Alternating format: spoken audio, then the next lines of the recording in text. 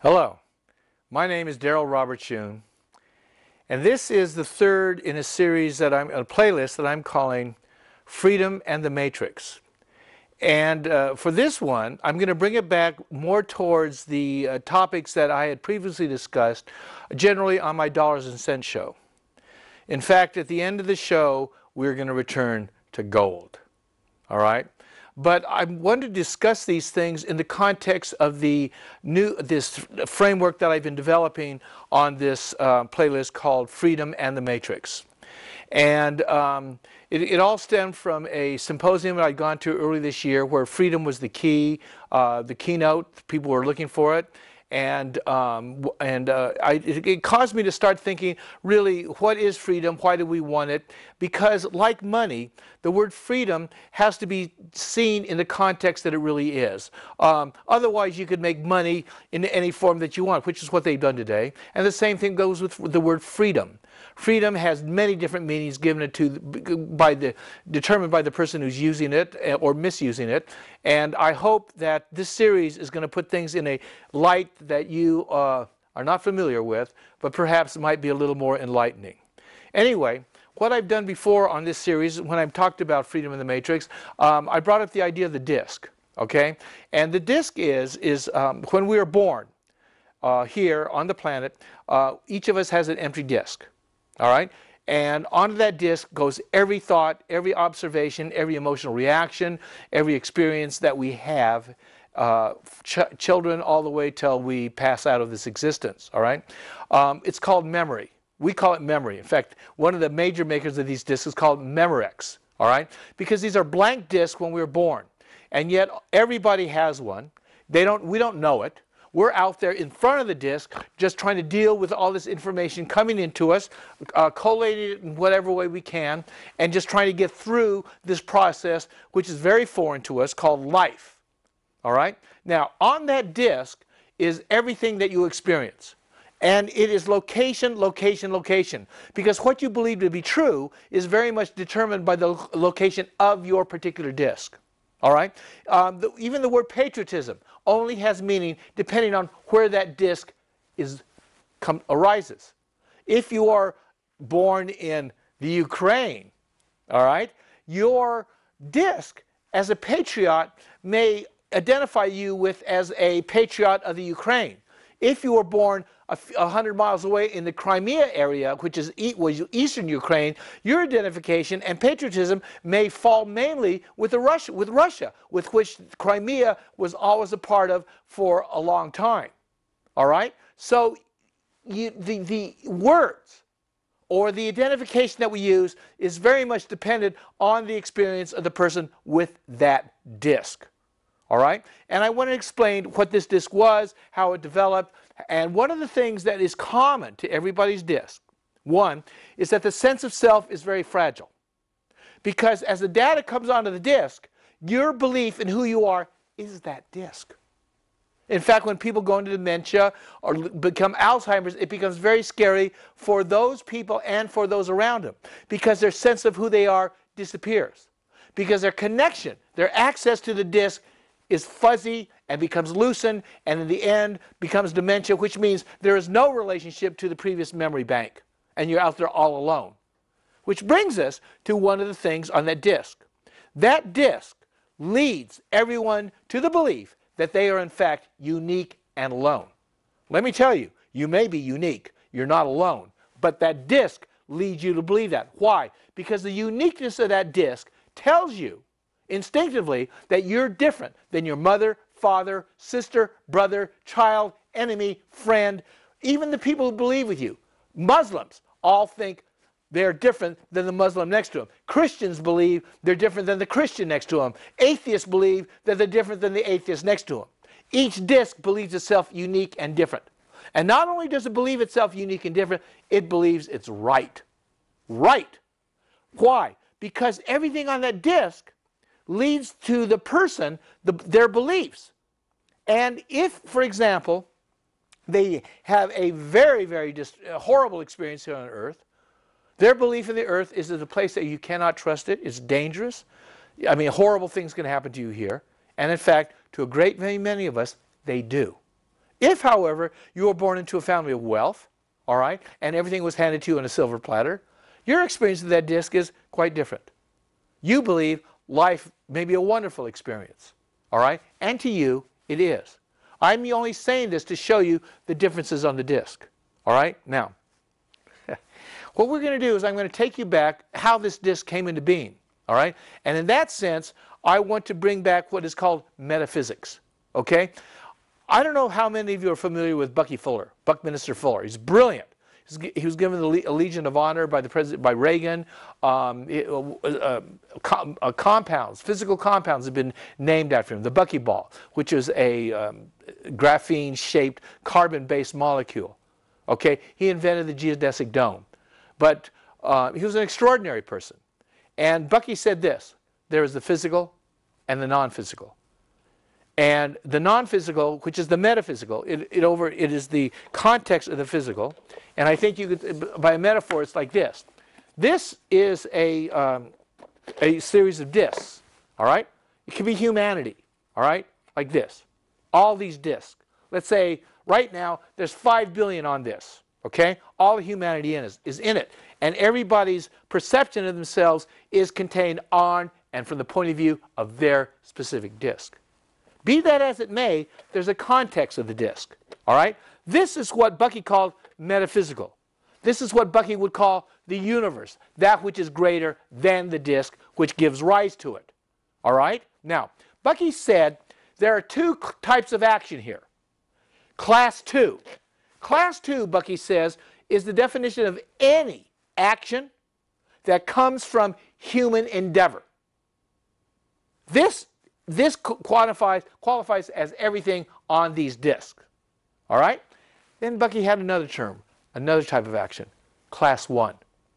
And Class 1 actions, according to Bucky, were the metaphysical. This is from the universe, what others call God. Bucky didn't want to use the word God because it was so loaded. Why is it loaded? Because everybody's disc has an extraordinarily deep-rooted feeling about what God is. Some deny it. They call them atheists. The ones who believe and quote God have all these different stories. I call them, they're religions, all right? I call them God in a box. All these people, all these cultures around the world have taken the concept of God, which is cause, all right, or Class 1, or the universe, and has a story about it, all right? Everyone has a different story. The American Indians, the Great Spirit, okay? The Jews, Jehovah, Yahweh. The Hindus, Shiva. All these, there are many, many gods, all right? And cause. Chinese, they have a very strange story. They don't even have a story about the creation, but they do have a metaphysics, all right? But whoever they are, everyone believes that their understanding of God is right. Okay? And even those within the different religions will fight and kill over those definitions. The warfare in Sarajevo is basically interreligious, as was the warfare in Ireland, as is the warfare in the Middle East, as is the warfare in Afghanistan. It's not God. It's what we think God is. It's what we're willing to do for what we think that causes us to do this. There are Christians that will willingly kill any other person because of their belief. There are Muslims who will willingly kill others because of their beliefs. The Buddhists, however, won't kill. All right? So there is a distinction. But all these are God in a box. And the truth is, if you're born in Asia, it's very, very likely that your, quote, God in a box is the way of God, the universe, as taught by the Buddha. If you're in the West, it's most likely Christian, though that's a huge thing. And if you're in the Middle East, it's Allah, Muhammad, by the teaching of Muhammad. Nonetheless, they're all God in a box. Class 2, because that is a human reaction about Class 1. Religions are not Class 1. They may purport to be Class 1. They may purport to tell you what God is doing. But let me assure you, it is a human being, class 2, telling you what class 1 is doing. That's real blasphemy. Because most of the explanations of what class 1 is, God, the universe, comes from the standpoint of class 2. Both the Muslims and the Christians and the Jews that are fighting right now across this planet claim to have the support of class 1. It's God in the box. That's why we put him in the box. Makes us feel better. Nonetheless, class 1, according to Bucky Fuller, is all universal God set in motion events. Let us call them metaphysical. All right? How this came into being, how these discs got created, who you are. You have no idea who you are. Oh, I got a mother and father, or somebody asks you who you are. Said, oh, my name is blah, blah, XY. I'm from so-and-so. This is what I do. I got 3 kids, blah, blah, blah, blah, blah. That's not who you are. That's your life. And if you think your life, you think that's all you are, is this disc. Now, how you got a disc, how you're even here watching the program, is not on that disc. You may have some beliefs about it. You haven't been told about it, but all they are is a belief. Because your experience on this disc is you don't know. That person that you are now is not the same person that you were when you were 4 years old, if you're 40 or 50. And if you are, God save your soul, because you haven't done much with your life at all. And one of those things on the disc is, as you grow up, part of you keeps trying to stabilize the truth of that disc. When you're 5 years old, you try and hold on to the truths of your 5-year-old reality. When you're 15, you're going to try just as hard to hold on to the truth of yourself at 15. 25, 35, 45, 55, 65, 70. And you're going to try and make that and put that on the disc of your kids, because you believe that to be true. Why do you believe it to be true? Because it's your disc. Whether it's true or not, I'm going to withhold judgment, because judgment is a part of that disc. What Bucky said was that class 1 is the context of the created world.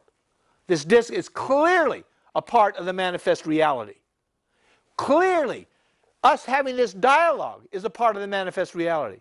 Whoever you are, whoever I am right now, is you're watching something, I'm speaking, you're watching me, I'm talking to you, I have no idea who you are. The truth is, you don't have any idea who you are, and you have no idea who I am, but we have ideas. That's what they are. I told my son once, I said, you know what? It'd be a lot better if people, instead of saying the word I think, use the words I guess. All right? But we're always trying to believe we're thinking it's true. You know? So, but I said the world would be a lot better off if, instead of saying I think, we use the words I guess. Sophisticated guessing is what passes off as academic thinking.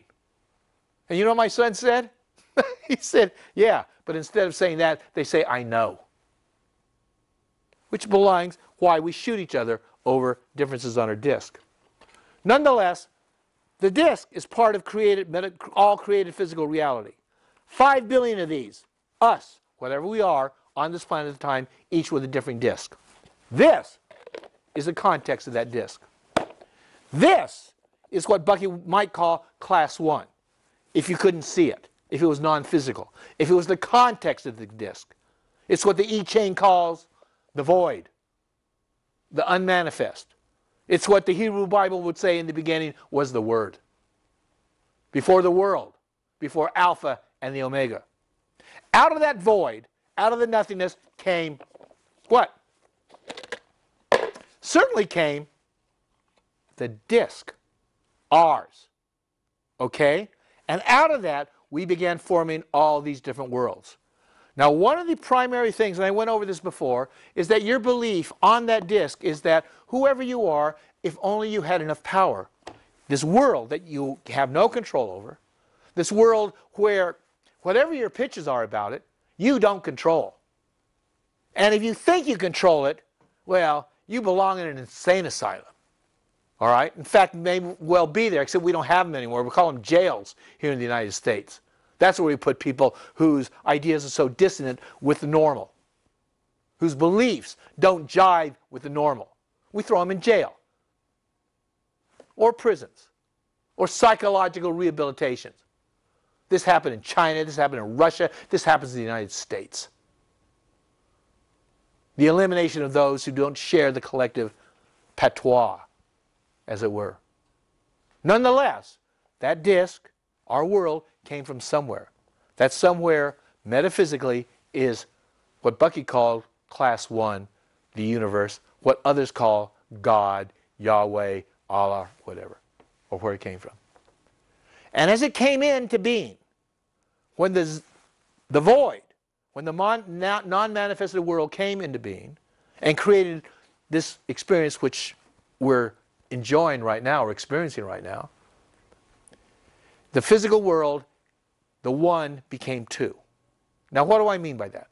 What I'm saying is, you don't have manifestation, you don't have creation unless you have polarity.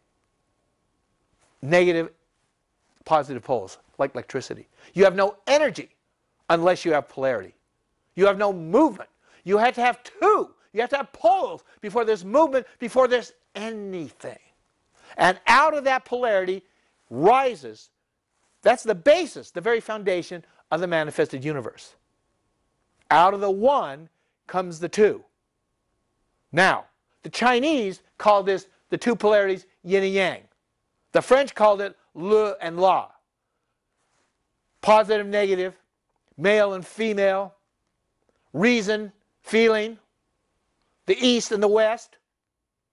These are all examples of that basic polarity reflected in our experience here. All right, now, in the beginning, when it came, when the manifestation happened, quote, all hell broke loose, in a way. Because the one had never gone into this state before, and the splitting into the two polarities was traumatic. And its effects are with us today. The positive polarity, which we call the masculine, it's not good. And the negative polarity, which we call the feminine, isn't negative or bad. They're just names that we've given to polarity. But I want to explain to you, right there is part of the bias of our disc about the polarity. The word that we use for the masculine polarity is positive. Oh, isn't that good? Positive. Hey, he's a positive person. The word that we use for the feminine polarity is negative. Ugh, negative person. The positive polarity represents reason. Oh, he's a reasonable person. The negative polarity, the feminine, represents emotion. Ah, they're emotional. Right there, my friends, is evidence of the bias of the polarities in manifested reality. Class 2 has embedded in those discs that one polarity is better than the other. It's not better, but let me assure you, friends, it's been far more powerful on the physical plane. Every culture across the earth, except for a handful out of Polynesia, has been male dominant. We consider ourselves modern. We consider ourselves, we live in a nice world. And yet you read the other day, rape is as common in the United States and the campuses as it is across the rest of the world, and as ignored. That's male violence against women. Religion itself is a carrier of most of the seeds of male-dominant, feminine oppression in the guise of God. In the guise of God in a box. Because here in the polarity, those who are the most powerful, who grab power, aggression, male, made the rules, made the laws, made the edicts, and they were men. And it reflects it. Well, it's changing. Why? Is Class 2 changing? Yeah. You know, I mean, not easily. All across the planet, the equalization of men and women is beginning to, it's happening, probably happening for the last couple of years. And it's being fought bitterly, tooth and nail. wherever it is. I don't care if it's Pakistan. I don't care if it's Georgia, North Carolina. I don't care if it's on Stanford's campus.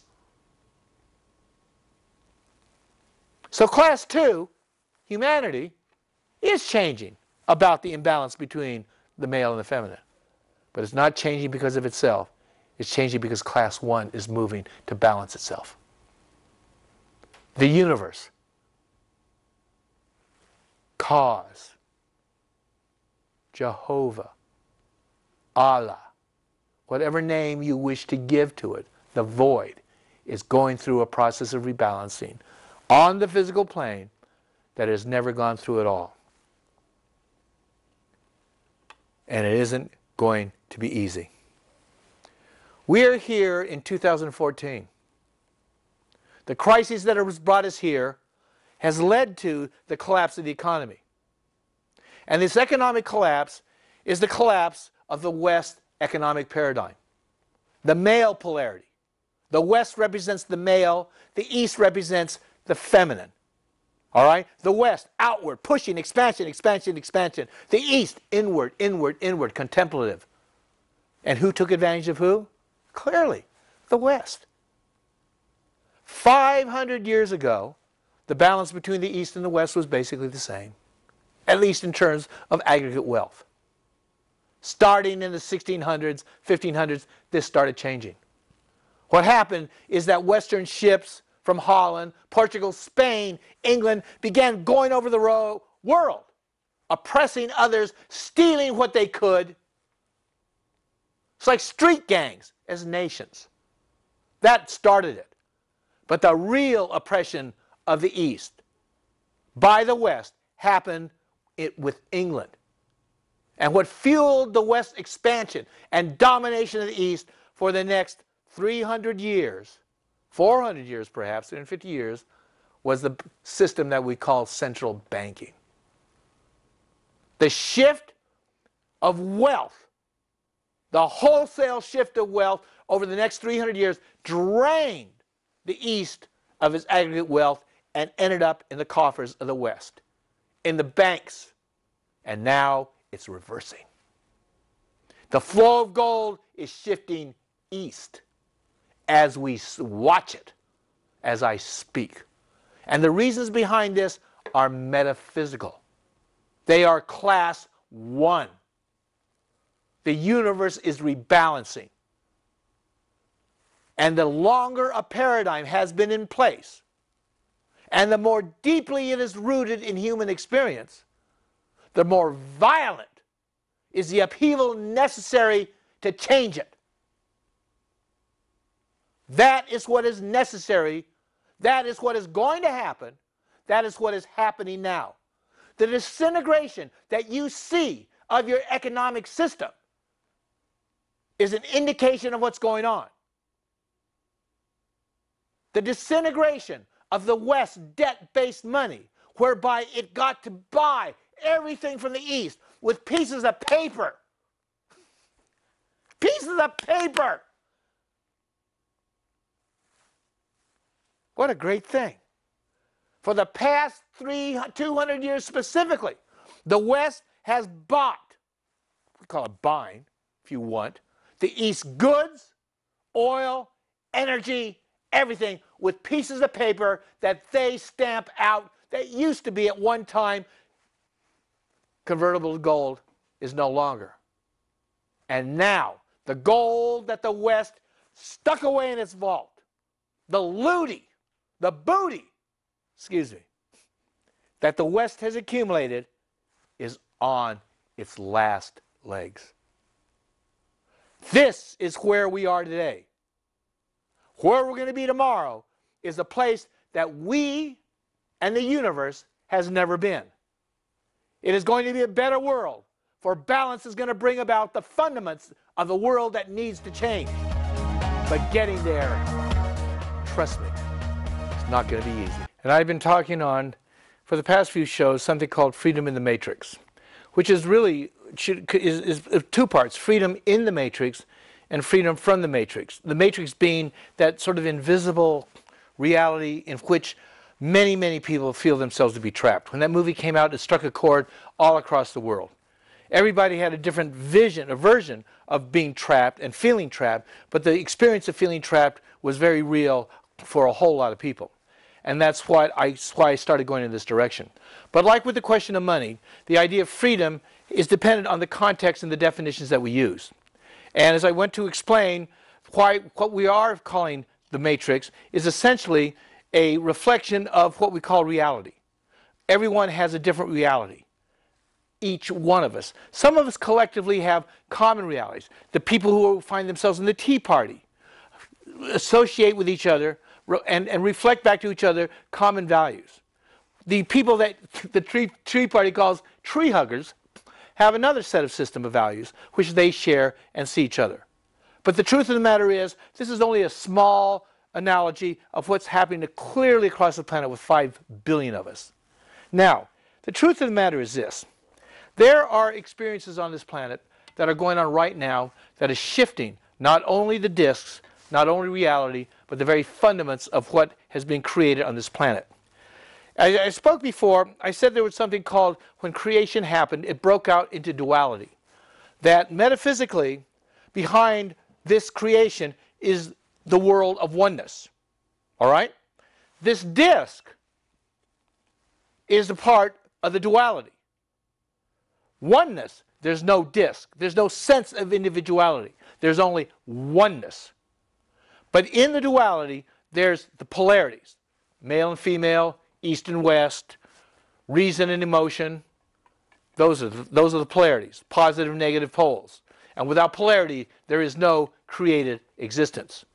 Now, since the very beginning, and this is an area that I just opened up on my last program, that there's been a profound imbalance between the polarities, between the male polarity and the female polarity.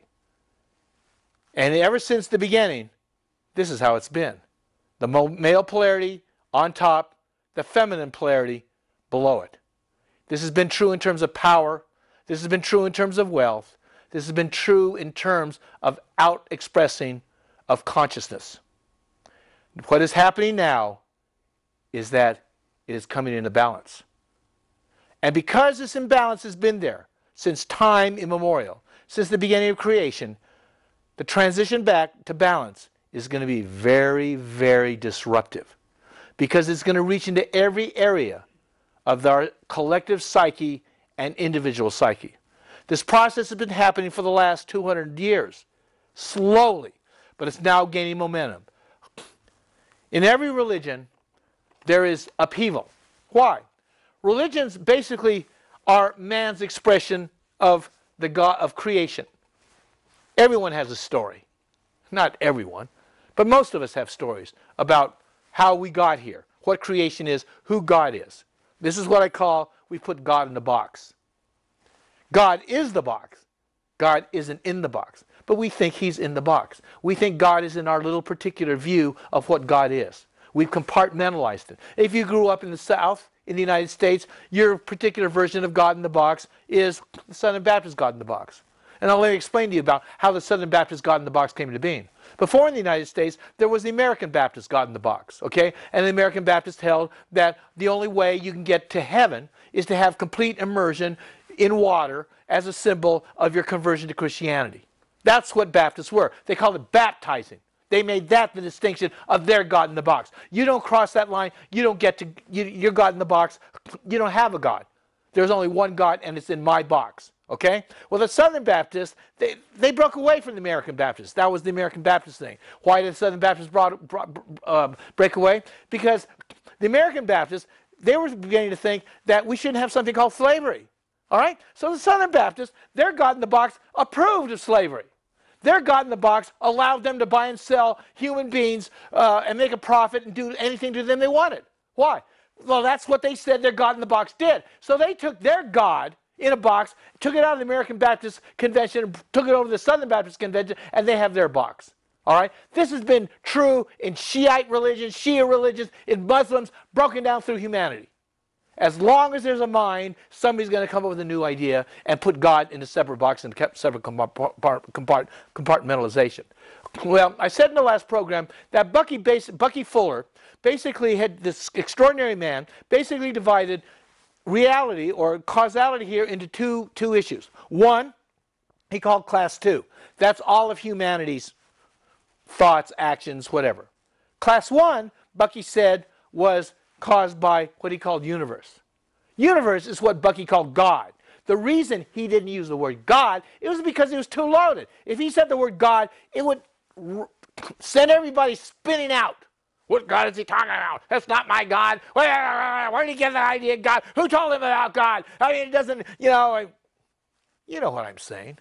Could be you, could be your neighbor that's on that particular blather point right now. Could have been you 10 years ago and you changed your blather point. You may not be blathering anymore like you were 10 years ago. Who knows, you may be blathering again in 5 years. Such is the disc. We're in a constant state of change. Now, what happened is, as I said, the male polarity has been, since time immemorial, superior in terms of power, aggregate power over the feminine, which means it's basically suppressed the feminine polarity. Polarities are supposed to be equal, balancing out, creating in tandem. That's what the creation is. But what humanity has done is that it's shifted. Ever since the beginning, the male has been dominant over the female in all cultures. Now let me assure you, this is not a reflection of eternal truth. This is a reflection of class 2 judgment that is coming to an end. Why? Because class 1, the universe, God, is moving to rebalance his creation. And I'm telling you this knowing full well that most of the endemic imbalance on this planet now is validated by religion. Why? Because religion, which is man's view of class 1, only takes place when people believe, when it coincides with their basic preconceived beliefs. And the most basic of all preconceived beliefs of all cultures around this planet was male up, feminine down. This is true, was true in China, Japan, Germany, England, Africa, South America, indigenous communities. The universe is moving to balance. This is a first. And as I said before, the longer a paradigm has been in existence, and the more deeply rooted, the more disruptive the process is going to be. Now, I ended the last program saying that up until the year 1400, the balance between the East and the West was basically there, in the East and the West, in terms of aggregate power on the world.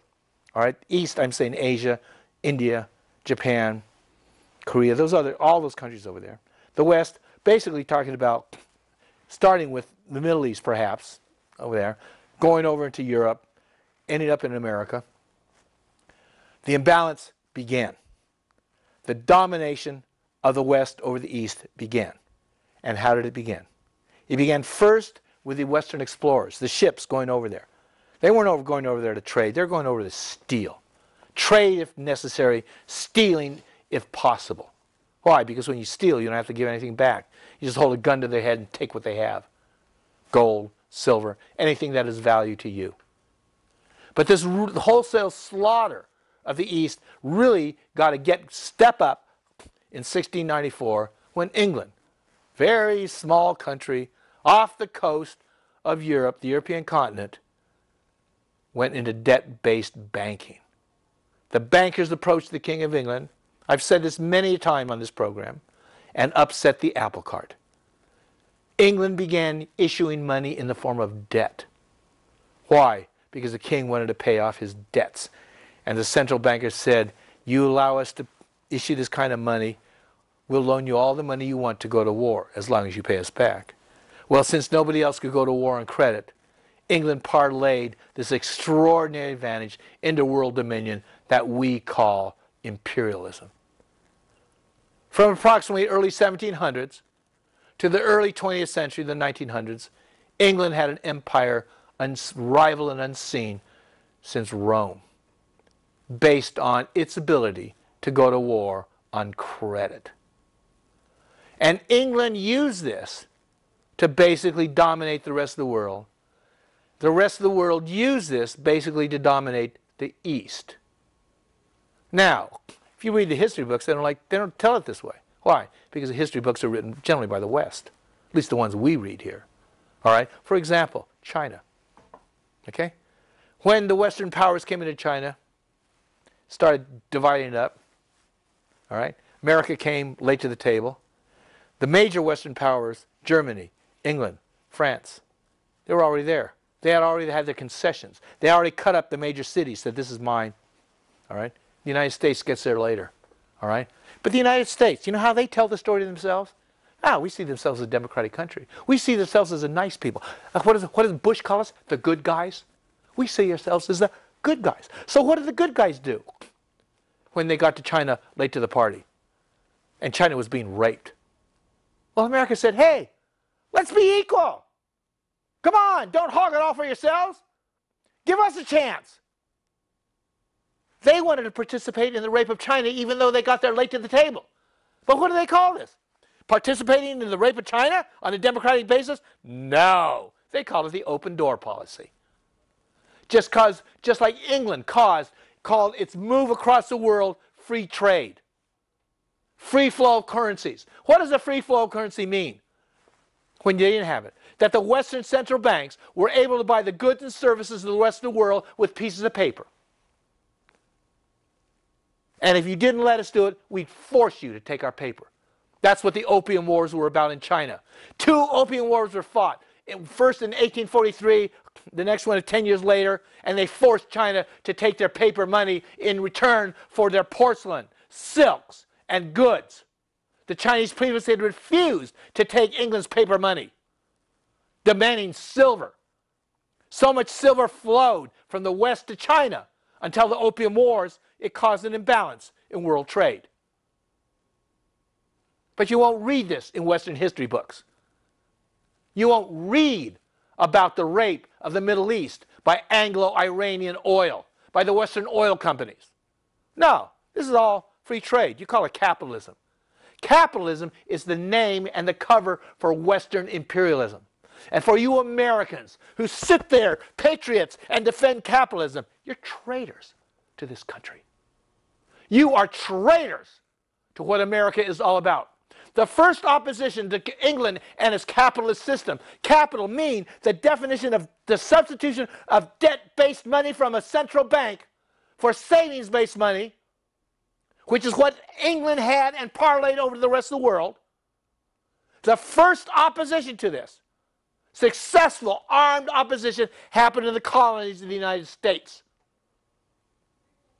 The American colonies rose up and fought a war to bring an end to the English oppression via its use of paper money.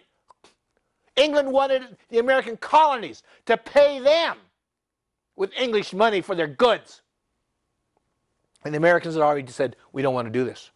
Thomas Jefferson said, the greatest threat to a democracy isn't standing armies, it's private bankers. What did he mean by private bankers? When money is issued by private hands. You know that crap, Reagan's crap about privatization? Let me tell you, you folks out there who love Reagan and free markets, you don't even understand what they are. Free markets are markets where the price points are determined by supply and demand. Capital markets are where the price points are determined by credit and debt. And all of you are watching the Federal Reserve interest rates, negative interest rates here, going up and down because you want to make money. And you're calling them free markets. Well, compared to Russia's communist markets, they are free. Compared to a free market, they're not free at all. But you don't know this. Why? Because you, one, didn't want to know, as long as you were on the winning side of the stick. Well, that stick is being pulled from the West. Not because the East is rising of its own accord. The universe is moving to rebalance polarities in a fundamental way. And the collapse of the Western system of capital markets of debt-based money is a part of the collapse of that power. The American colonies fought a war against the establishment of a central bank. They knew what they were.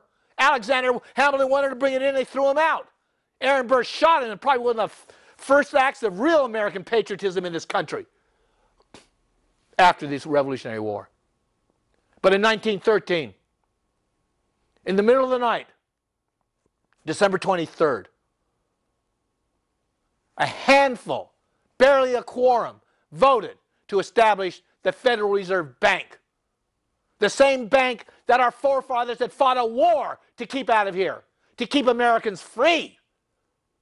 Jefferson warned if we ever allowed the issuance of money to come from a private banker, we would be debt slaves. And so we are today. You American patriots have no idea what patriotism is. You may be willing to die for it. I suggest you look at what founded this country and what's going on here today. We are in trouble. And the trouble is we've been lied to, we've been manipulated. And the truth of the matter is, the United States has turned its back on the values of our founding fathers. This country was formed in freedom, in the belief that no country has the right to subjugate another. And we've become the world's, quote, largest police state. The United States has more of its own citizens in jail than any country on the face of the earth. This includes totalitarian China, totalitarian Russia. These totalitarian countries. More people were in federal prison on marijuana charges, a drug that is finally being legalized. And what did you do? Did you stand up? Did you say this is wrong? Did you say this is tyranny? Did you say this is oppression? Did you say this isn't a war against drugs? What about alcohol and tobacco? The most dangerous drugs, they're in the top 5 on the planet in terms of mortality. Because you bought the party line all the way to the grave. We are at the end of the dominance of the West over the East. We're at the end of male suppression of women. We're at the end of all the imbalances caused by the cosmic imbalance. And it's not because humanity is waking up. The universe is moving to fix on this planet what humanity could not fix by itself. The universe. Class 1, what Bucky called the universe, what you call God, is moving, whether you like it or not. The world is changing against your will. Because the truth of the matter is, if man's willfulness were allowed to continue in the way it has been, we would destroy all Earth on this planet. Thousands of fish have been washing up dead in the Gulf of Mexico. Oxygen depletion, probably caused by BP's pouring into the Gulf waters chemicals needed to disperse petroleum. We've created dead zones in the ocean. The last 2 years, walruses, sea mammals have been washing up on the coast of the Pacific. Their internal organs destroyed. People go, what is it? Like global warming. What is it? What causes this? Well, it started happening soon after Fukushima. This is what's happening to the planet. This is what humanity has done to this extraordinary place of creation. Left to our own devices, given the ability to shoot and kill. I guess 170 million wasn't enough from the 20th century. You're out after more. Soldiers of war, the profiteers. War profiteering used to be treasonous offense. Today, it's just the way of doing business. It's called privatization. The United States, clearly the good guys after World War II. Torture. Yeah, torture. And what has this country done?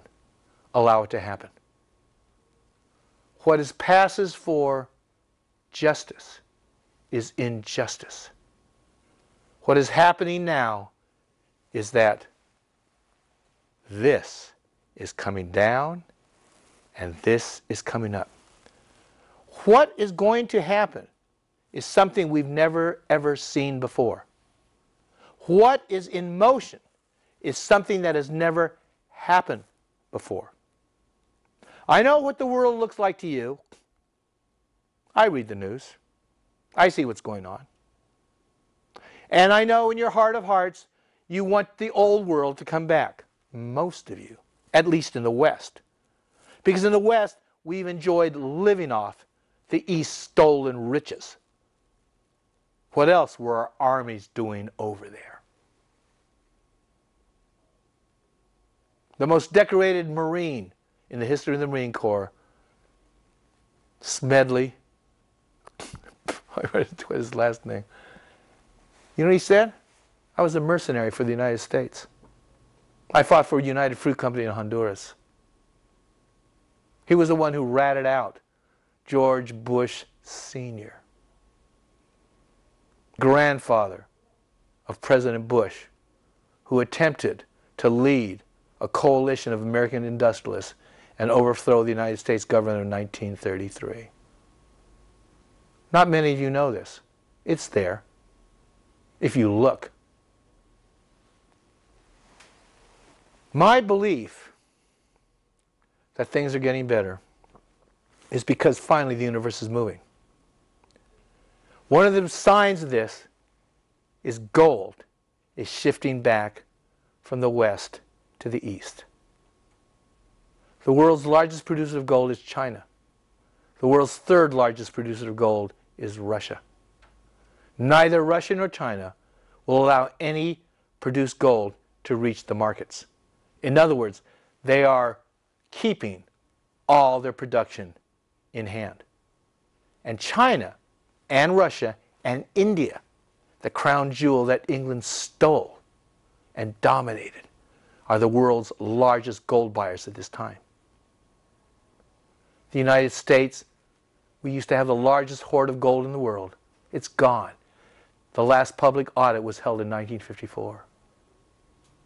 Most of what the IMF, England, World Bank holds, it's bogus. It's bogus. They allow gold that has been, quote, loaned out, sold in the open market, loaned to a bullion bank, to be counted as on deposit. This is what's happening. The world is in a state of profound change. It is not only economic, it is spiritual. It is going to be a far better world than we've ever seen before. A balanced reality is something that we have never ever experienced. And for those of you who mourn the passing of the old age, so be it. It may have been a reality that is familiar to you. It may have been a reality that advantaged you.